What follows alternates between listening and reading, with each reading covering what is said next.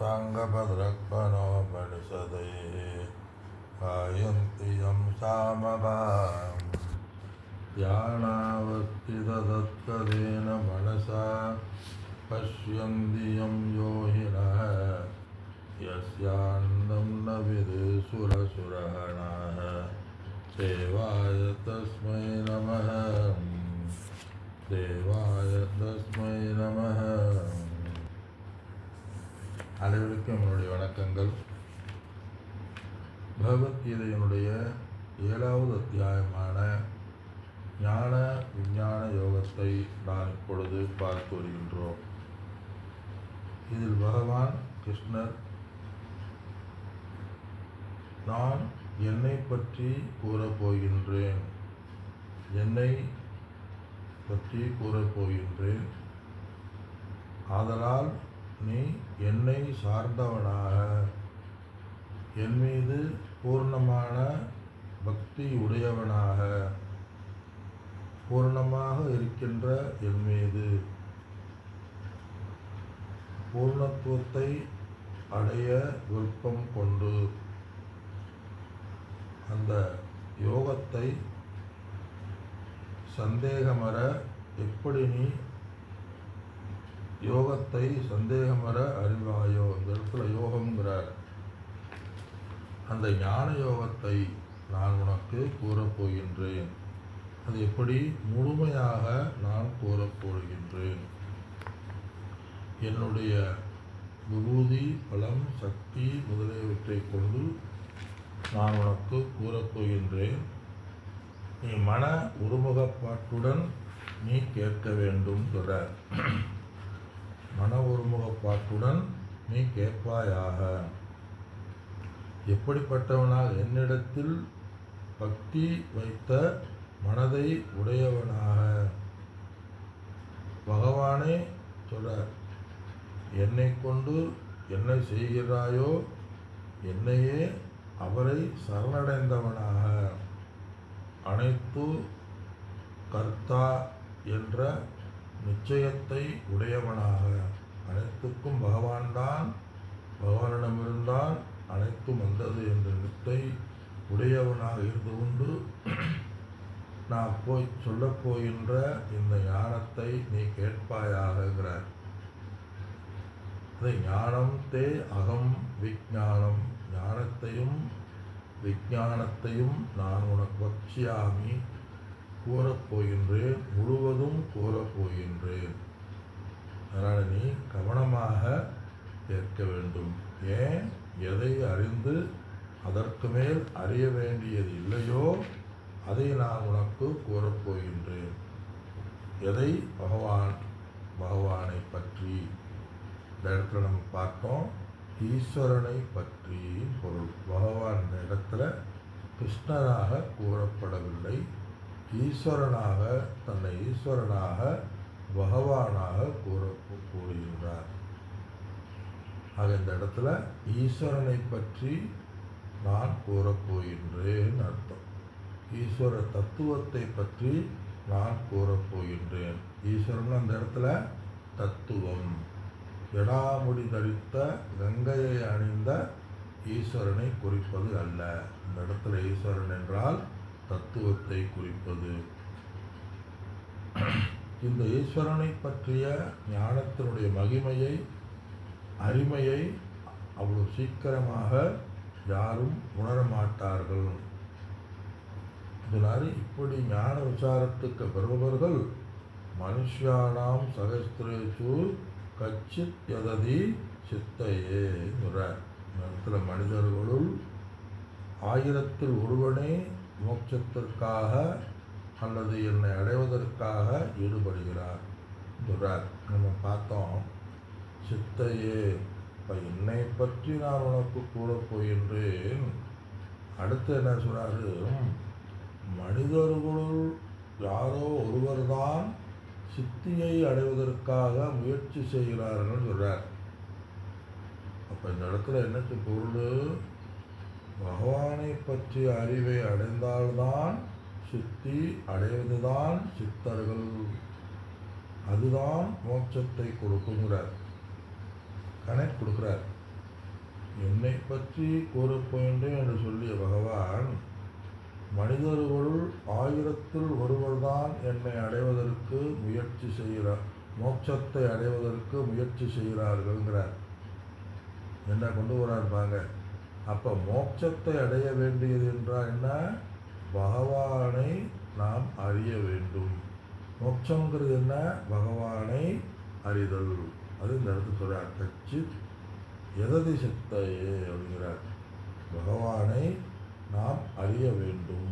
பகவானை அறிவதும் மோட்சத்தை அடைவதும் இந்த இடத்துல ஒன்றே ஒன்றுதான்.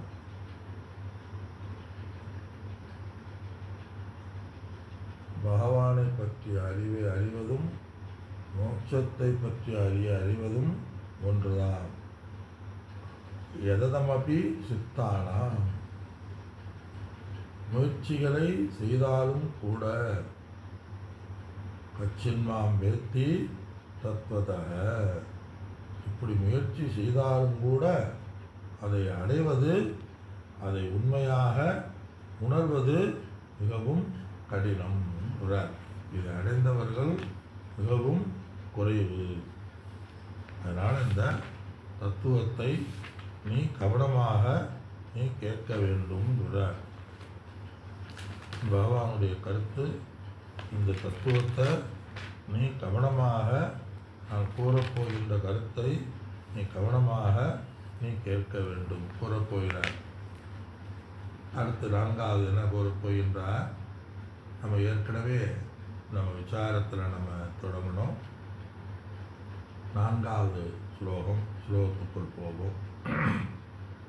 பூமிராபோ நலோ வாயு, பூமிராபோ நலோ வாயு, கம்மணோ புத்தி ஏவச, கம்மணோ புத்தி ஏவச, அஹங்கார இதி யம்மே, அஹங்கார இதி யம்மே, பின்னா பிரகிருதி அஷ்டதா, பின்னா பிரகிருதி அஷ்டதா.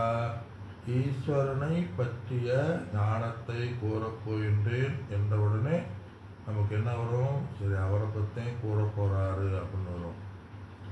பிரம்மசூத்திரத்தில் வரும். பிரம்மசூத்திரத்தில் 3வது சூத்திரத்தில் வரும். ஜன்மாத்தஸ்ய யதஹ அப்படின்னு சொல்லுவோம். ஜன்மாத்தஸ்ய, ஈஸ்வரன்கிறது யாரு? இந்த உலகத்துக்கு காரணம். அப்போ ஈஸ்வரன்னா ஃபஸ்ட்டு என்ன? ஜெகத் காரணம் ஈஸ்வர. ஈஸ்வரன்னா யாரு? இந்த உலகம். யாரிடமிருந்து வந்ததோ அவர் பகவான் சொல்றார். அப்போ பகவான் பற்றி அறியம்னா என்னன்னா இந்த உலகம். இந்த உலகத்தை பற்றிய அறிவதும் அந்த பகவானை பற்றிய அறிவை அறிவதும் ஒன்றுதான் சொல்றார். அதை இந்த இடத்துல சொல்றார். அதாவது பகவான், இந்த உலகம் என்னுடைய பிரகிருதியிலிருந்து தோன்றியது சொல்றார். உலகம் என்னுடைய பிரகிருதியிலிருந்து தோன்றியது. பகவான் கேட்பவனுக்கு, கேட்கிறவங்களுக்கு இன்ட்ரெஸ்டை உருவாக்கும் பொருட்டு இந்த 8 விதமான உலகமானது என்னிடமிருந்தே தோன்றியது அப்படிங்கிறார். பகவான் ஈஸ்வரனை பற்றி அறியணும்னா என்ன செய்யணும்? பிரம்மம் ப்ளஸ் மாயை. பிரம்மமும் மாயையும் சேர்ந்தது இந்த உலகம். இந்த உலகம்னா என்ன?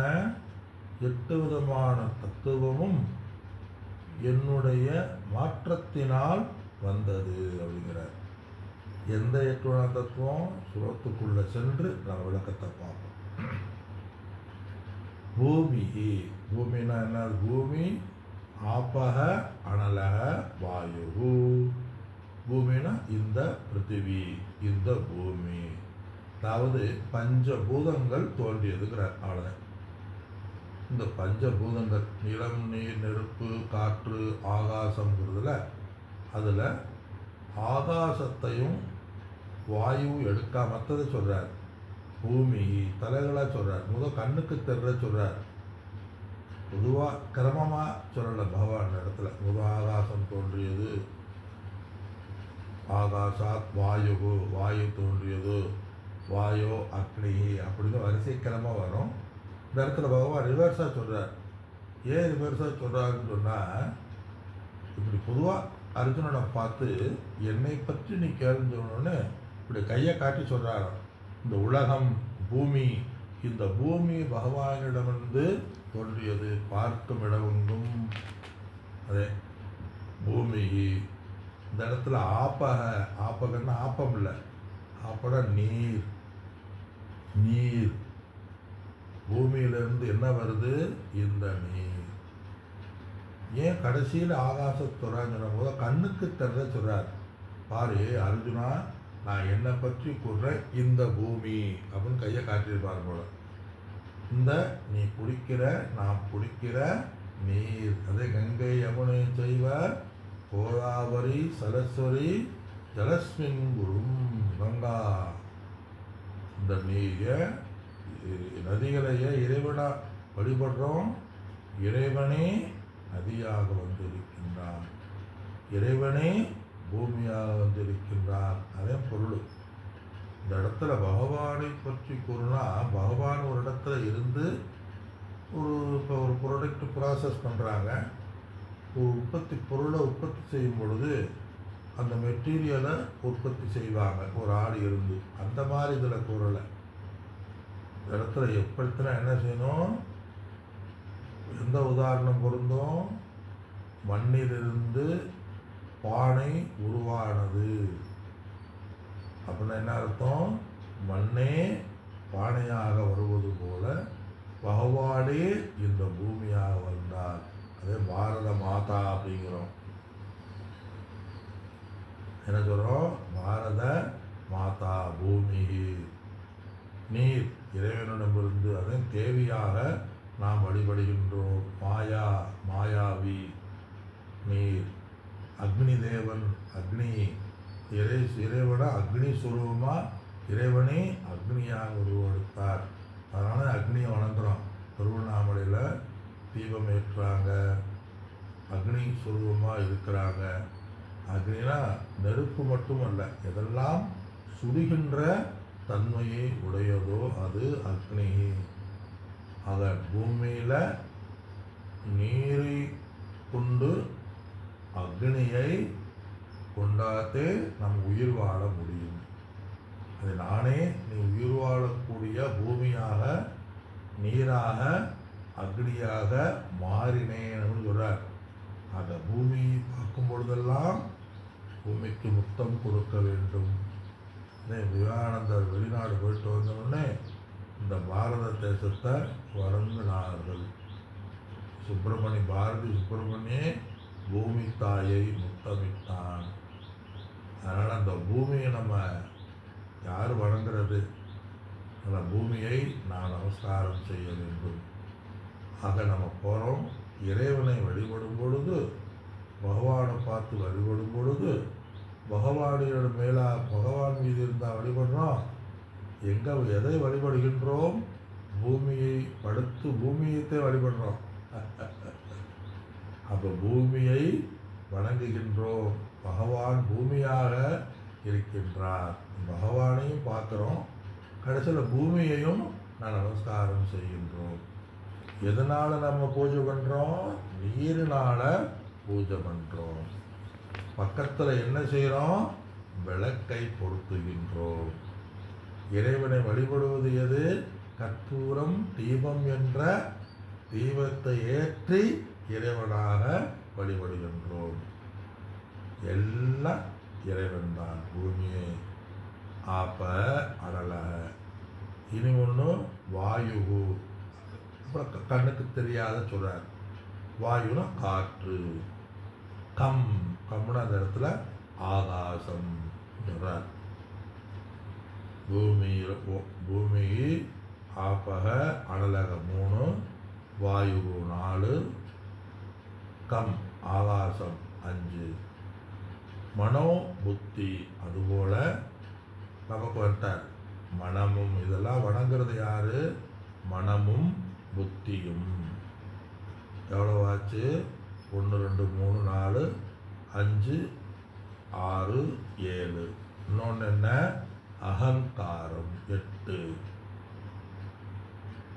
5 பூதங்கள், மனம், புத்தி, அகங்காரம். இந்த 8 அதே அஷ்ட அப்படின்னு சொல்லுவாங்க. இதி அயம் மே. இதி இவ்விதமாக, அயம் என்னிடமிருந்து, பின்னா வேறுபட்டவைகளாக, பிரகிருதி இந்த 8 விதமாக என்னிடமிருந்து பல்வேறு தோன்றியது அப்படின்னு சொல்கிறார். மீதியை நாம் நாளை சிந்திப்போம். அனைவருக்கும் என்னுடைய வணக்கங்கள். ராமானந்த மகராஜிகளுடைய நமஸ்காரம். ஹரி ஓம்.